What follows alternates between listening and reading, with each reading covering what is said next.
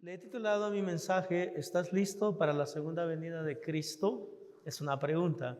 ¿Estás listo para la segunda venida de Cristo?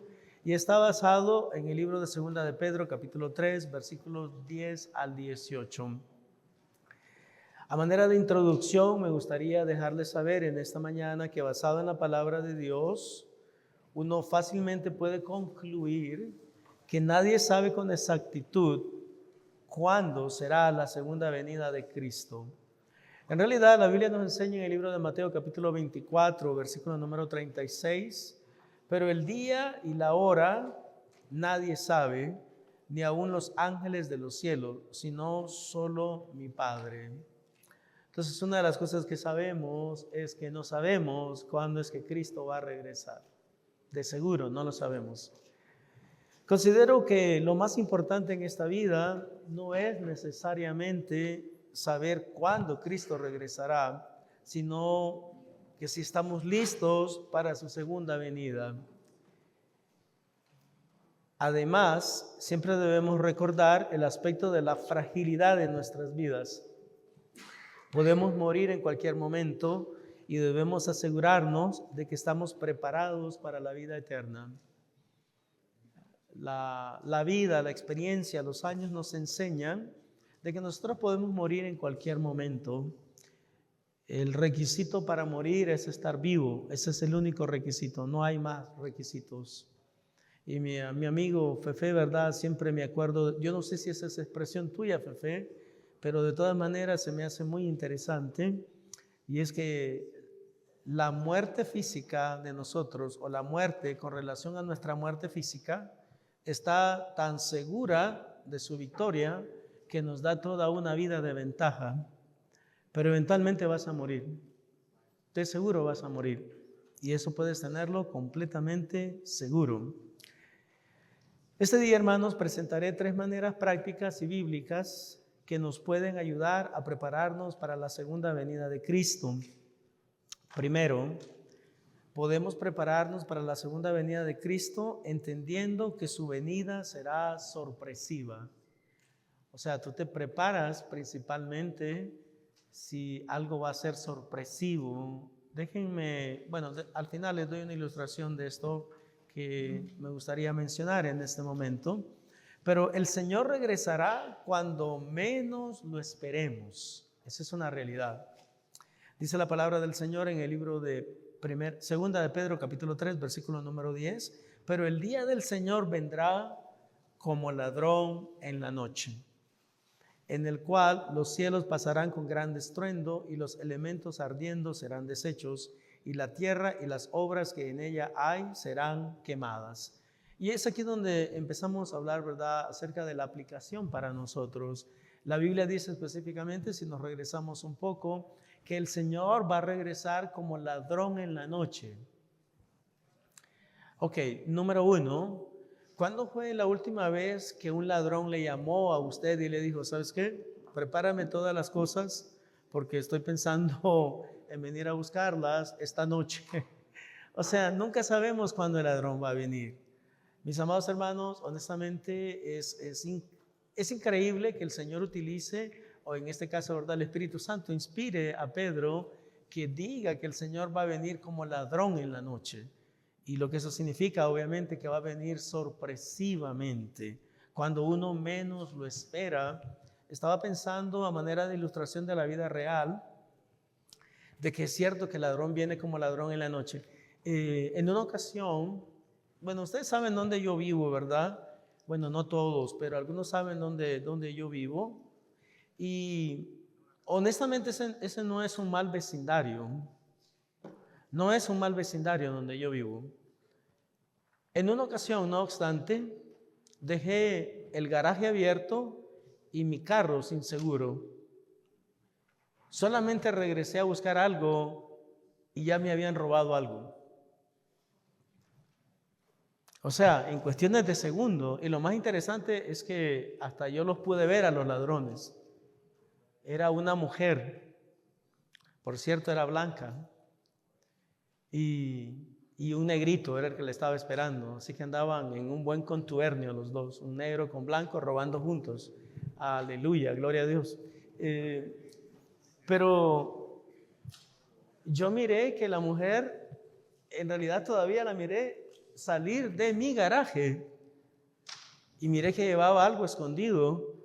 Yo pensaba que llevaba algún perrito que se le había escapado o algo, pero no, eventualmente me di cuenta que me habían robado y ni siquiera pude hacer nada al respecto. También un ejemplo que les puedo dar, hermanos, es cuando uno está esperando que tu primer hijo nazca o tu segundo, tercero. Y recuerdo de que a mi esposa le había, una vez estábamos, cuando iba a nacer mi primer hijo, estábamos en una reunión y mi esposa se empezó a sentir mal, estaba embarazada, obviamente, ya casi por dar a luz. Y alguien le dijo, si te sientes mal necesitas ir al médico. Entonces ella dijo, no, era primeriza, ¿verdad? No sabía honestamente qué se siente cuando una mujer va a parir. Cuando no ha parido primero, pues no sabes. Pero entonces ella dijo, no, pues si la señora dice que me vaya, yo me voy. Llegó al hospital y le dijeron, no, todavía no, tu dilatación, no sé, el número 3, 4, te falta bastante todavía, no vas a dar a luz. Entonces nos regresamos a la casa, ese era un domingo, era un domingo o un día, no recuerdo exactamente, pero recuerdo cuando decimos en español, creo que se le rompió la fuente, y cuando se rompe la fuente, todos entienden la expresión, ¿verdad? Probablemente es la hora de parir, y no es la hora de dar a luz, o sea, porque o pares, y si no lo puedes parir, entonces te van a hacer cesárea o algo. Pero lo divertido es que yo tampoco sabía, ¿no?, que a la hora de que se rompe la fuente es que ya la mujer va a parir. Entonces, y ella me dice, recuerdo, yo estaba dormido, eran como las 7 de la mañana, un día domingo, y me toca mi esposa y me dice, vámonos para el hospital. ¿Pero por qué? Si ya te dijeron que no necesitas ir ahora. ¿Cómo no? Ya se me rompió la fuente. Espera, entonces me voy a echar un baño. Bueno, ya saben, ¿verdad? Una mujer embarazada y que el marido le diga, déjate que me voy a bañar primero. Créanmelo, no me bañé. Okay. No me bañé. O sea, o te vas o te vas. Y llegamos al hospital y honestamente ya era de la parida, ya era de dar a luz, pero dar a luz, nada de esperar, rápido a sacar al niño. Pues en cierta manera así va a venir el Señor también, cuando uno menos lo espera, pero va a venir sin avisar, va a venir sin que tú estés apercibido de que ya es el día. Ahora, yo quiero que ustedes pongan atención, hermanos, en esta parte que voy a ilustrar con el libro de Mateo, capítulo 24, versículos 37 al 39. La razón por la cual lo escogí es porque este pasaje bíblico no habla necesariamente de que las personas están haciendo lo malo, de que las personas están en parrandas, están en vicios, están haciendo cosas que al Señor le desagradan. No, fíjese y se va a dar cuenta. Estas personas que la Biblia menciona estaban viviendo la vida, haciendo lo que normalmente uno hace. O sea, van a ver ustedes, mas como en los días de Noé, así será la venida del Hijo del Hombre. Porque como en los días antes del diluvio estaban, ¿qué dice la Biblia? Comiendo y bebiendo. Yo le pregunto a ustedes, ¿quiénes no comen y quiénes no beben? A ver, levanten la mano los que no comen ni beben. Y principalmente esta iglesia, nadie me puede decir que no come porque los conozco.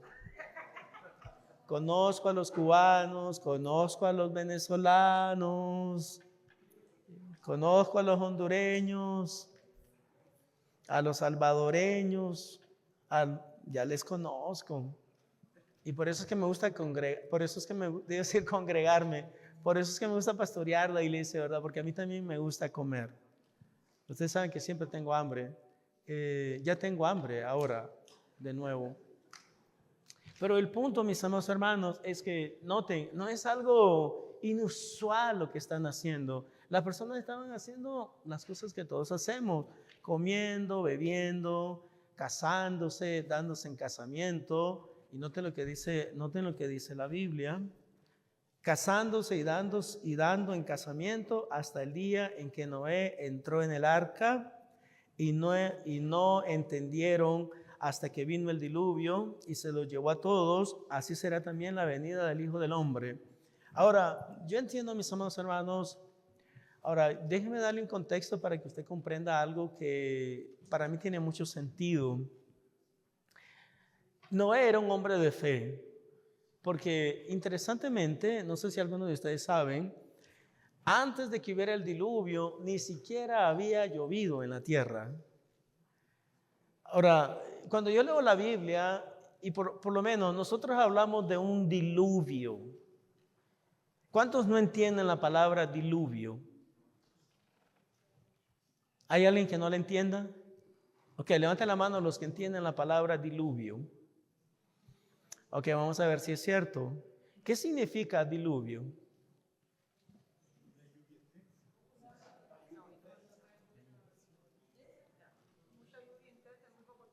Ok, básicamente significa, un diluvio significa mucha lluvia, mucha intensidad de lluvia y por mucho tiempo. Así es como tú consigues un diluvio. Ahora bien, interesantemente, Dios le dijo a Noé, construye el arca. Ahora, como le decía algunas semanas atrás, lo que sucede es que muchas veces yo pienso, ¿verdad? Erróneamente, cuando leo la Biblia algunas veces, Dios le dijo a Noé, construye el arca. Noé empezó a construirla y ya en 3 meses tenía el arca. No es así, hermanos. Pasaron años y años y años y años Noé construyendo el arca. Construyendo el arca. Y Noé siempre le decía a todas las personas, ¿saben qué? Viene un diluvio. Y las personas se quedaban. ¿Qué es lo que viene? Un diluvio. El Señor va a hacer que llueva por 40 días y 40 noches. ¿Qué es lo que va a pasar? Va a llover. ¿Y qué cosa es eso? ¿Con qué con qué se come? O sea, porque la gente ni siquiera sabía lo que era la lluvia.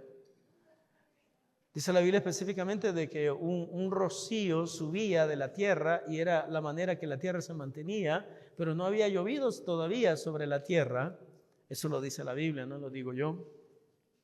Entonces, una de las cosas que sabemos, hermanos, es que el Señor va a venir cuando nosotros menos lo pensemos. Ahora, como no sabemos cuándo va a venir, entonces el Señor tiene una expectativa de nosotros. Una expectativa. ¿Y cuál es la expectativa que Dios tiene de nosotros? Bueno, que hasta que Él regrese, nosotros estemos viviendo una vida de santidad. Santidad, desde una perspectiva bíblica, significa que usted vive una vida recta, una vida justa, una vida agradable al Señor, una vida que no refleja el comportamiento de las personas que no tienen una relación con Cristo. ¿Cuántos están conmigo? ¿Quién es un santo? Bueno, santa es toda aquella persona que Dios, interesantemente, bíblicamente, Dios la ha sacado del mundo y la ha llevado al lado de Dios. Una persona santa es una persona de que Dios le ha dado la oportunidad de establecer una relación personal con Él. Entonces, nosotros somos santos cuando mostramos una conducta piadosa. Nosotros somos piadosos cuando exhibimos en nosotros el estilo de vida que Cristo practicó. Cuando más nos parecemos a Cristo, cuando más nos perfilamos como Él, entonces es cuando nosotros estamos experimentando con el proceso de continua santificación, que solamente Dios lo puede hacer en nosotros, pero como siempre lo menciono, para mí la santificación es algo dual. Por un lado está la realidad de que Dios te ha apartado del mundo. Dios, dice la Biblia literalmente, Dios te ha trasladado del reino del diablo al reino de Dios. Dios te ha trasladado del reino de las tinieblas al reino de la luz. Dios te ha trasladado de vivir oprimido por el diablo a ahora poder vivir en libertad. Ahora tú estás habilitado por Dios para poder vivir una vida de santidad, una vida diferente que el mundo. Por eso es que la palabra del Señor nos dice en 1 de Juan, no améis al mundo ni las cosas que están en el mundo, porque el que ama las cosas del mundo, el amor del Padre no está en él. ¿Y cuáles son las cosas que el mundo nos ofrece? Bueno, dice la Biblia, número 1, ni los deseos de la carne, ni la vanagloria de la vida, ni los deseos de los ojos provienen del Padre, sino del mundo. Y el mundo pasa y sus deseos. Pero el que hace la voluntad de Dios es el que permanece para siempre. Versículo número 11. Puesto que todas estas cosas han de ser deshechas, ¿cómo no debéis vosotros andar en santa y piadosa manera de vivir? Yo creo que ya lo explicamos bastante, lo que significa una vida de santidad y una vida piadosa. No obstante, basado en la realidad de que tal vez hay algunas personas que no lo han oído anteriormente, me gustaría recordarles que la palabra piadosa en el Nuevo Testamento no significa de que usted es una persona compasiva, una persona empática, una persona que ayuda, una persona que coopera. Eso no es lo que significa. La palabra piadosa significa una persona que vive un estilo de vida que es congruente con las expectativas que Dios tiene de nosotros. Entonces usted es una persona piadosa si se parece a Cristo. Porque recordemos que nuestra meta máxima, interesantemente, no es ser como el pastor, no es ser como los diáconos, no es ser como los líderes, aunque debemos dar buen ejemplo, porque si no fuese así, el apóstol Pablo no le diría a la iglesia, sean imitadores de mí, pero ¿cómo? Sean imitadores de mí, así como yo de Cristo. En otras palabras, todo lo que ustedes vean en mí que refleja la conducta de Cristo, el ejemplo de Cristo, entonces ustedes también háganlo. Pero recuerden, el ejemplo por excelencia y la meta máxima que nosotros debemos tratar de alcanzar no es que usted se parezca a mí, por favor, no lo haga. Ni que se parezca a los diáconos, tampoco. Ni a los líderes, ni a los maestros de escuela dominical, ni a ninguno de nosotros. Porque la meta máxima, de acuerdo a lo que enseña el libro de Efesios, es hasta que todos lleguemos a la medida de la estatura del varón perfecto. ¿Y quién es ese varón perfecto? No soy yo, no es usted. Ese varón perfecto es Cristo Jesús. Entonces, si usted se quiere comparar con alguien, siempre cuando te mires en el espejo en la mañana, pregúntate, ¿cuánto ese que se mira ahí se parece a Cristo? ¿Cuánto de esa persona que miro en ese espejo refleja la conducta de Cristo? Piensa como Cristo, habla como Cristo, actúa como Cristo. Tiene el poder de Cristo viviendo en él. Y así es como usted sabe qué tan piadoso es. Es necesario siempre recordar la promesa de Dios para nosotros. Noten, esperando y apresurándoos para la venida del día de Dios, en el cual los cielos encendiéndose serán deshechos y los elementos siendo quemados se fundirán. Una de las cosas que yo entiendo, hermanos, basado en la escatología es el estudio de los últimos acontecimientos que incluyen obviamente la segunda venida de Cristo. Pero una de las cosas que yo entiendo basado en la escatología es que el hombre no va a destruir este mundo.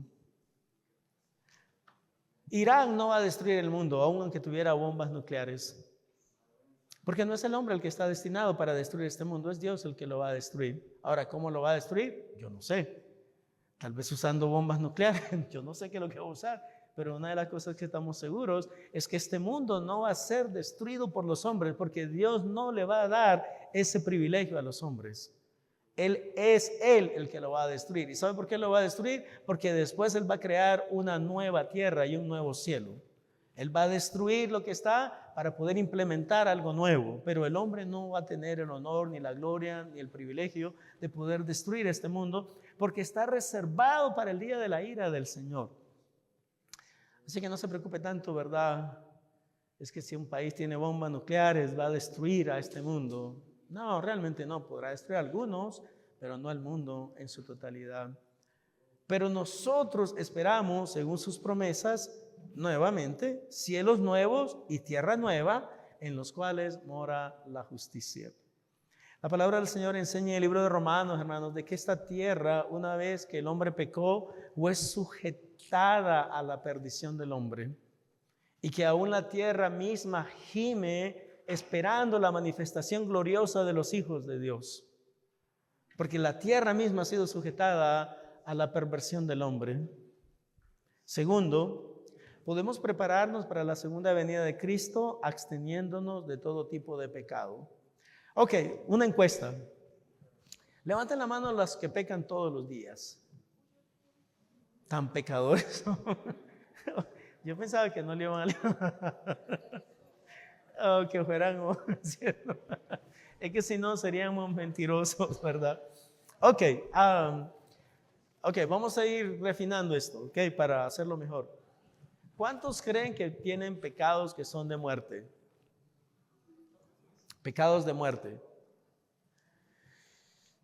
Bueno, y esa es una clasificación, ¿verdad?, muy interesante en la Biblia, porque dice la Biblia de que hay pecados que son de muerte, hay otros que no son de muerte, y dice Juan, por los pecados de muerte yo no les digo que pidan, solamente por los pecados que no son de muerte, pero todos los pecados que no son de muerte, si nosotros, primera de Juan, capítulo número 1, si nosotros confesamos nuestros pecados, Él es fiel y justo para perdonar nuestros pecados, y la sangre de Jesucristo, su Hijo, nos limpia de todo pecados.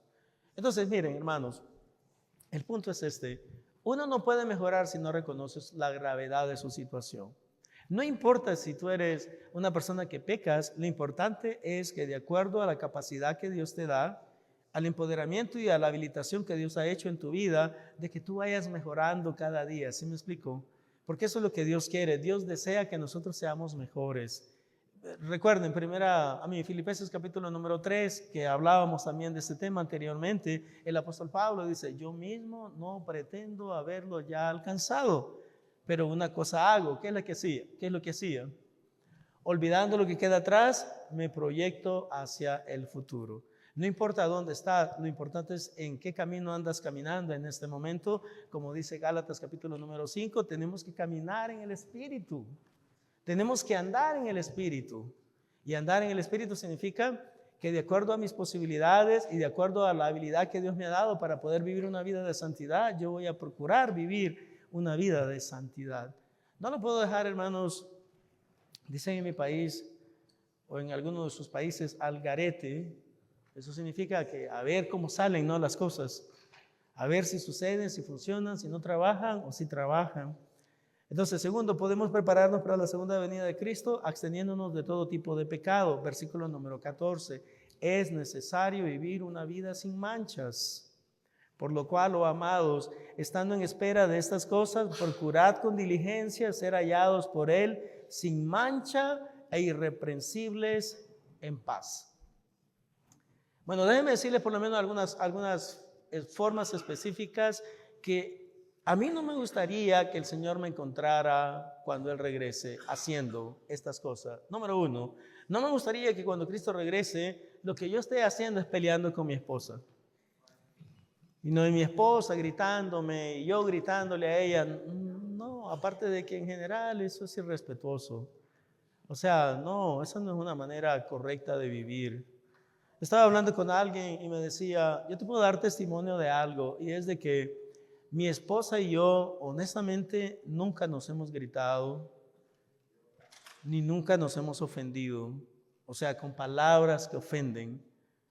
¿Se han enojado? Estoy convencido que sí. ¿Qué matrimonio es el que nunca se ha enojado? Levanta la mano la pareja que nunca se han enojado. No, Jesús. Eso porque ella te controla, Jesús. Eso es diferente, Jesús. Se llama sumisión. Ok.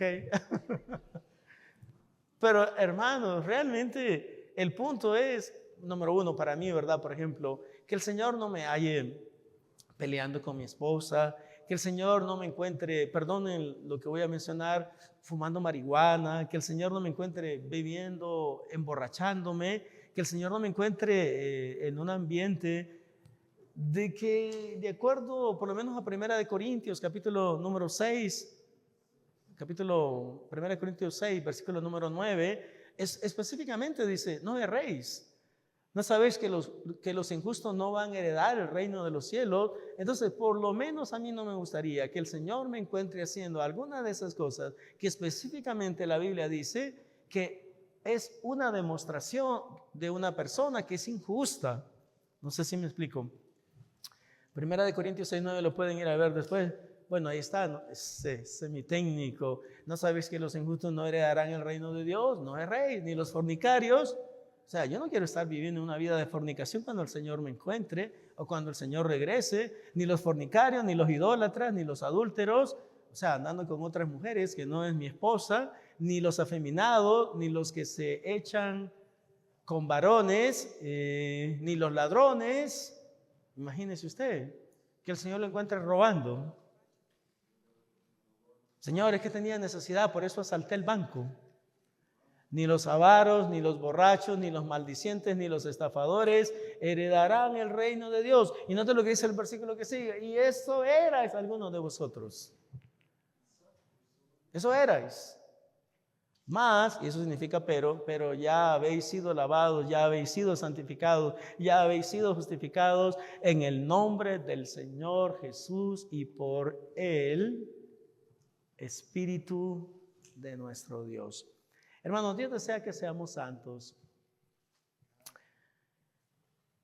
Es necesario también comprender el propósito de la supuesta tardanza, versículo número 13, y tener entendido que la paciencia de nuestro Señor es para salvación, como también nuestro amado hermano Pablo, según la sabiduría que le ha sido dada, os ha escrito. Y por último, no malinterpretemos las escrituras. Regreso al versículo número 16. Casi en todas sus epístolas, hablando en ellas de estas cosas, entre las cuales hay algunas difíciles de entender, las cuales los indoctos e inconstantes tuercen, como también las otras escrituras, para su propia perdición. Es interesante, hermanos, que el apóstol Pedro diga que el apóstol Pablo escribe cosas que son difíciles de entender. A mí se me hace muy interesante. Y ¿saben qué? Honestamente, leyendo a Pedro, primera de Pedro, segunda de Pedro, leyendo primera de Juan, segunda de Juan, tercera de Juan, una de las cosas que yo me doy cuenta es que con estos escritores y aún con Santiago, con Hebreos sí un poquito más complicado, pero aún con estos escritores, Pedro, Juan y quien sea que haya escrito el libro de Hebreos, nunca me quedo tan pensativo, honestamente, como alguna de las cosas que escribe el apóstol Pablo. Sinceramente, de mi perspectiva, es una de las personas más difíciles de entender en la Biblia. Pero lo que sucede es esto, que algunas personas agarran lo que no entienden para torcerlo. Y en vez de tratar de entenderlo, tratan de decir de que los pasajes bíblicos significan cualquier cosa que no significan. Solamente para dar un ejemplo, por ejemplo, desde mi perspectiva, uno de los pasajes bíblicos menos entendidos de Filipenses es el capítulo número 4. Específicamente el versículo número 13. Específicamente dice, ¿qué dice? Filipenses 4:13. Todo lo puedo en Cristo que me fortalece. Y lamentablemente, ¿verdad? Algunas personas entienden eso como que tú puedes volar si quieres en Cristo que te fortalece. Y tú te puedes atravesar esa pared sin abrir las puertas en Cristo que te fortalece. Bueno, eso no es lo que significa el pasaje, obviamente. El pasaje significa algo diferente. Significa la confianza que nosotros tenemos en cualquier situación que tenemos, porque Dios está con nosotros. Y como aprendíamos la semana pasada, si Dios es con nosotros, ¿quién contra nosotros? Eso hablábamos el día viernes. El que no escatimó a su propio Hijo, ¿cuánto más no nos va a dar a nosotros las cosas que nosotros necesitamos? Tercero y último, podemos prepararnos para la segunda venida de Cristo creciendo en su gracia. Hermanos, mantengámonos firmes en la fe. Versículo número 17. Así que vosotros, oh amados, sabiéndolo de antemano, guardaos, no sea que arrastrados por el error de los inicuos, caigáis de vuestra firmeza. Tenemos que mantenernos firmes en la fe. Hermanos, ¿cuántos han oído hablar de una palabra que se llama apostasía? Apostasía. ¿Sí? Ok. Ok, ahora levanten la mano los que entienden bien lo que es la apostasía. ¿No? Ok, sí, más o menos. Ok. De todas maneras, para aquellos que no las entienden bien, déjenme decirles lo que es la apostasía. La apostasía es el proceso mediante el cual personas que son creyentes se alejan de la fe y después atacan la fe que ellos decían que tenían. Esa es la apostasía. No sé si entendieron. Sí, ok. Y lo que sucede es esto, y me imagino que probablemente así sea en Alemania, así es en Canadá y así es en los Estados Unidos. Bueno, yo no sé de Alemania, pero sí sé de Canadá y sé de los Estados Unidos. Aquí los centros de entrenamiento de apostasía son las universidades. Esos son los centros de entrenamiento de apostasía. Porque la mayoría de los jóvenes, o un gran porcentaje de los jóvenes que llegan supuestamente creyendo, salen de las universidades que no creen. Yo no sé si eso es verdad en Alemania también. Ahora, ¿qué vamos a hacer? O sea, tal vez algunos padres están pensando, que si eso es verdad, ningún hijo mío va a ir a la universidad, porque yo no quiero que ellos se vuelvan apóstatas. Eso no es la manera de solventarlo, de solucionarlo. La manera de solventarlo es asegurarnos que antes que nuestros hijos vayan a las universidades tengan un fundamento que es suficientemente fuerte para resistir todo el ataque que van a recibir mientras están esos 4 años en la universidad. Algo que sí podemos hacer, y les recomiendo a todos que lo hagan, es que no envíen a sus hijos es una recomendación, ¿verdad? Es una sugerencia y aún les sale más barato. No envíen a sus hijos directamente a una universidad, envíenlo a un community college. En cuanto terminen la high school, no lo envíen a la universidad, envíenlo a un community college. Que hagan 2 años ahí. ¿Por qué son importantes esos 2 años para mí? Porque todavía van a continuar con usted. ¿A qué hora termina? ¿A qué hora? ¿A qué? Me estoy hablando a mí mismo. No. ¿A qué edad termina la high school aquí? 17, 18 máximo, ¿no es verdad?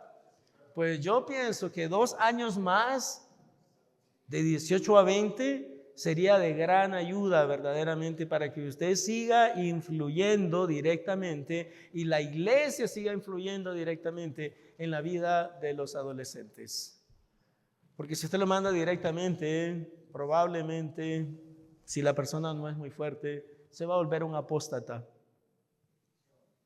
Una persona que practica la apostasía, que supuestamente era creyente y ahora niega la fe. Ahora niega las creencias, ahora niega las cosas que son verdaderas y ciertísimas entre nosotros.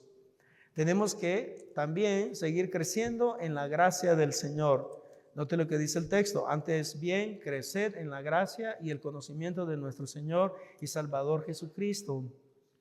A Él sea la gloria ahora y hasta el día de la eternidad. Amén. Y por último, hermanos, debemos crecer en la doctrina del Señor. Antes bien, crecer en la gracia, y esta es la segunda parte, y el conocimiento de nuestro Señor y Salvador Jesucristo. A Él sea la gloria, ahora y hasta el día de la eternidad.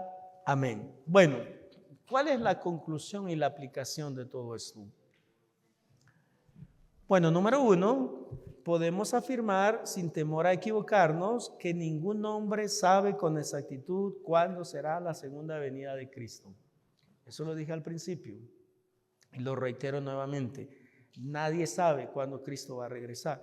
Por tal razón, nuestra actitud como cristianos no es necesariamente tratar de determinar el tiempo de su segunda venida. No. Nuestra responsabilidad es vivir cada día de nuestras vidas conforme a las expectativas que Cristo tiene de nosotros. O sea, el punto no es saber, hermano, el punto no es saber cuándo Cristo regresa. El punto es saber que yo estoy listo para su segunda venida. Ese es el punto. Estoy viviendo una vida agradable delante del Señor. En otras palabras, una vida que corrobore la realidad de mi relación con Él. Recuerden, nosotros no creemos en salvación por obras. Si eso fuera verdad, entonces Efesios capítulo 2, versículo número 8 no fuera verdad. ¿Y qué dice Efesios 2:8? Porque por gracia sois salvos por medio de la fe, y esto no de vosotros, no por obras para que nadie se gloríe. ¿Y qué quiere decir eso de que no por obras para que nadie se gloríe? Que nadie va a llegar al cielo. Aquí estoy, Señor, yo, ¿sabes? Porque yo he sido una buena persona, así como Xochitl. Ok. No, na- nadie va a llegar al cielo. Aquí estoy yo. Porque es la gran cosa. No por obras, dice la Biblia, para que nadie se gloríe. Pero noten el versículo número 10 que la mayoría de personas no mencionan después del 9 y después del 8. Dice específicamente, porque somos hechura suya, creados en Cristo Jesús. ¿Para qué? Para buenas obras, las cuales Dios preparó de antemano para que anduviésemos en ellas. Entonces, mis amados hermanos, no creemos en salvación por obras, pero como siempre lo menciono y siempre lo reitero, pero sí creemos en obras como expresión tangible de la realidad de mi salvación, de mi renovación, de mi regeneración. Eso es lo que creemos. Yo no soy salvo por obras, yo soy salvo por la gracia de Dios, pero para vivir una vida agradable delante de mi Señor, para vivir una vida que le trae honra, que le trae gloria, que le trae satisfacción, que le causa honor a Él, que puede decir que está orgulloso de nosotros, que tiene complacencia en nosotros.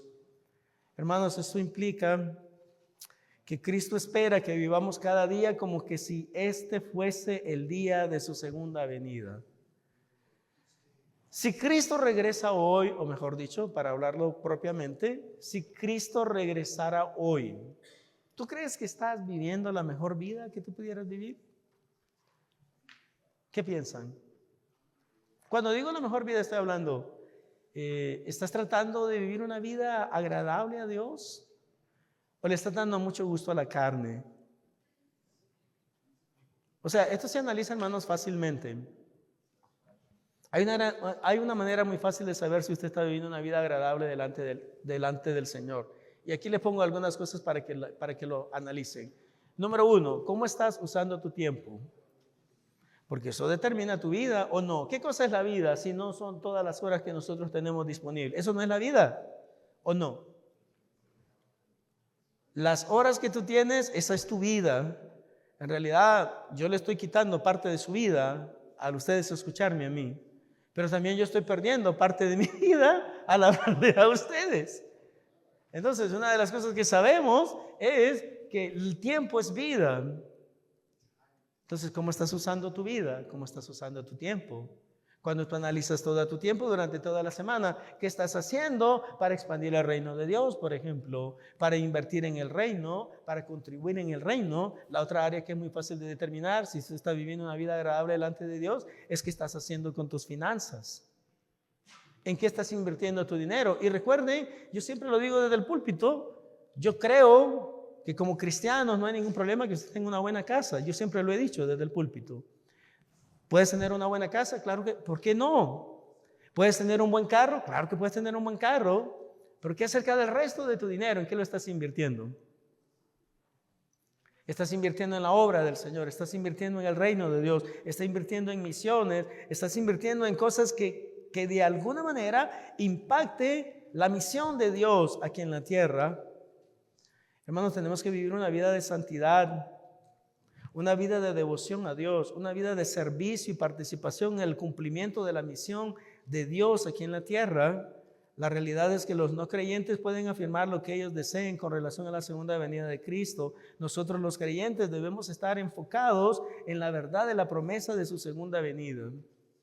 Una importante advertencia de parte del apóstol Pedro en 2 de Pedro capítulo 3, versículo número 1 al 10. Primero, hermanos, recordemos las enseñanzas bíblicas y no escuchemos doctrinas de demonios. Note lo que dice el versículo número 10, o mejor dicho, 1 de 2 de Pedro 3. Amados, salud, esta es la segunda carta que os escribo, y en ambas despierto con exhortación vuestro limpio entendimiento, para que tengáis memoria de las palabras que antes han sido dichas por los santos profetas, y del mandamiento del Señor y Salvador dado por vuestros apóstoles. ¿Qué es lo que nos está diciendo? No escuchemos doctrinas de demonios, escuchemos la palabra de Dios. No escuchemos lo que las gentes dicen, escuchemos lo que la Escritura nos dice. No escuchemos las opiniones de los hombres, escuchemos el consejo de Dios. Comprendamos que muchos pondrán en duda la segunda venida de Cristo. sabiendo primero esto, que en los postreros días vendrán burladores, andando según sus propias concupiscencias y diciendo, ¿dónde está la promesa de su advenimiento? Porque desde el día en que los padres durmieron, todas las cosas permanecen así como desde el principio de la creación. No sé si están entendiendo cuál es el reclamo de ellos. ¿Y cuándo es que Cristo regresa? ¿En qué año estamos? El año es 2026, ¿no es verdad? Eso significa que fácilmente ya pasaron más de 2000 años desde que Cristo vino a este mundo. Y fue en el primer siglo que Él nos dijo que iba a regresar. Ya pasaron 19 siglos y Cristo no ha regresado. Y entonces algunos cuestionan y dicen, ¿y cuándo es que va a regresar? Porque tienen rato de estarlo esperando. Pero déjenme decirle, hermanos, que estábamos en una reunión una vez. ¿Cuántos de ustedes tienen 50 años?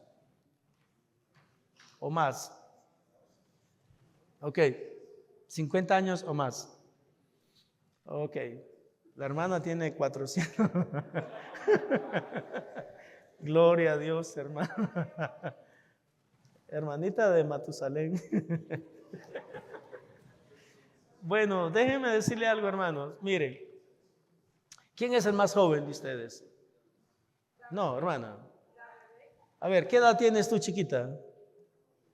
Tú, sí. ¿Cuántos? 13 años. ¿Hay alguien que tenga menos de 13? ¿Tú? 12. ¿Rebeca cuánto?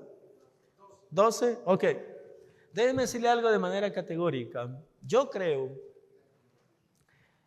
ella tiene 12, Moravia es la que tiene mayor, ¿verdad? 400 años. I understand. Gloria a Dios, hermana, me encanta su entusiasmo. Pero una de las cosas que le puedo decir con seguridad, si pasan 100 años, ninguno de nosotros vamos a estar vivos. Eso se los garantizo. Y yo no soy adivino.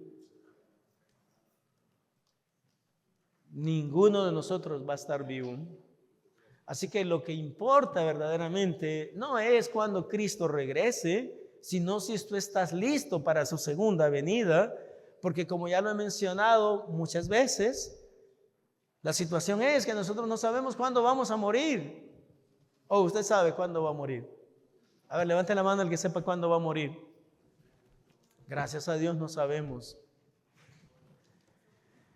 Hermanos, cuando las personas cuestionan la tardanza, supuesta tardanza de la venida, de la segunda venida de nuestro Señor, la palabra del Señor nos enseña de que esto solamente demuestra su ignorancia. Versículo número 5, estos ignoran voluntariamente, que en el tiempo antiguo fueron hechos por la palabra de Dios los cielos y también la tierra, que provienen del agua y por el agua subsiste, por lo cual el mundo de entonces pereció anegado en agua. ¿Y de qué es lo que está hablando el apóstol Pedro? Mis amados hermanos, de que para Dios nada es imposible. Si Él quisiera regresar hoy, regresa hoy. Si Él es el creador de todas las cosas, es el rector del universo, Él es el que providencialmente mantiene todas las cosas aquí en la tierra y Él es el que ha decidido cuándo va a regresar. Todas las personas que no se arrepientan, no obstante, están destinadas a la destrucción.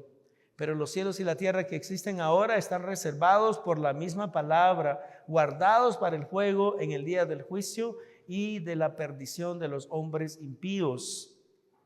Hermanos, Dios no está limitado por el tiempo, mas, oh amados, no ignoréis esto, que para con el Señor un día es como 1000 años y 1000 años como un día. ¿Qué les parece? 1000 años es como un día y un día es como 1000 años. Eso me recuerda del chiste. Ismael, ¿puedo contar un chiste?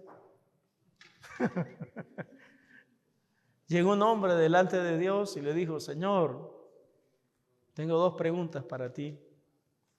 ¿Cuál es la primera? Le dijo: ¿cuánto es $100 millones para ti. $100 millones. Le dijo, ¿$100 millones? ¿Para mí? Sí, para ti. Eso es como un centavo para mí. Ok, le dijo, aquí va la segunda.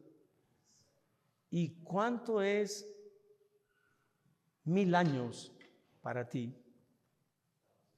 Para mí, 1000 años. 1000 años como un segundo, le dijo. Entonces le dijo el hombre, entonces si eres tan amable, ¿me podrías regalar un centavo? ¿Se acuerdan cuánto era un centavo?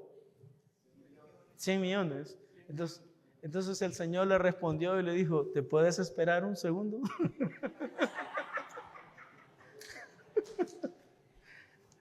Así que, mis amados hermanos, al Señor no le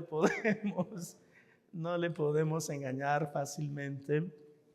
Dios no está limitado por el tiempo, y termino con esto. Hay un propósito específico por el que Cristo no ha regresado. Y con esto concluyo.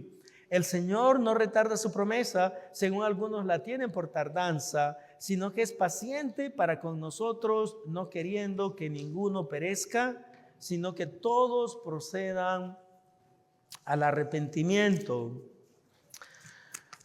Ok, yo solamente lo voy a explicar brevemente, ¿verdad? Porque este es un versículo muy complicado teológicamente y no me quiero meter a la complicación teológica. Solamente quiero decir de que el Señor está guardando hasta que un número específico de personas que Él desea, yo no sé cuál es el número, sean salvas. Ese es el punto. Porque recuerden, si Dios tiene planeado regresar ahora en el 2030, por ejemplo, yo no sé, no estoy diciendo que va a regresar en el 2030, pero si Dios tiene planeado regresar en el 2030, entonces Él tiene ya determinado un número de personas específicas que van a ser salvas hasta el 2030. Entonces no va a venir antes, hasta que ese número se cumpla. Esa es la primera parte de ese texto. El Señor está guardando hasta que se complete un número específico de personas que serán salvas. Lo demás lo voy a discutir con Fernando en otro momento. Pero en este momento solamente me gustaría dejarles saber de que el Señor no retarda su venida, sino que es paciente en esperar, dice la Biblia, de que todas las personas que vayan a ser salvas puedan ser salvas. Ahora bien, el Señor Jesucristo específicamente dijo, cuando este evangelio sea predicado en todas las naciones, entonces vendrá el fin. Así que nosotros tenemos una función en el proceso de que el Señor regrese, porque mientras más rápido anunciamos las buenas nuevas alrededor del mundo, más rápido se cumple que el evangelio ha sido dado a conocer en las regiones más remotas de esta tierra, y estamos preparando el terreno para que el Señor regrese. Vamos a orar, hermanos. Nuestro buen Padre Celestial, muchas gracias te damos porque tú eres bueno con nosotros y nos das la oportunidad de predicar tu palabra. Señor, sabemos exactamente, basado en las Escrituras, que no sabemos cuándo tú vas a regresar. Lo que sí sabemos es que vas a regresar. Lo que sí sabemos es que tú vas a regresar con poder y gran gloria. Lo que sí sabemos es que vas a regresar a juzgar a los vivos y a los muertos. Señor, y lo que sí sabemos con toda plenitud es de la importancia de estar siempre listos para el día de tu segunda venida. Te damos a ti, Señor, toda la gloria y la honra en el nombre de Jesús. Amén.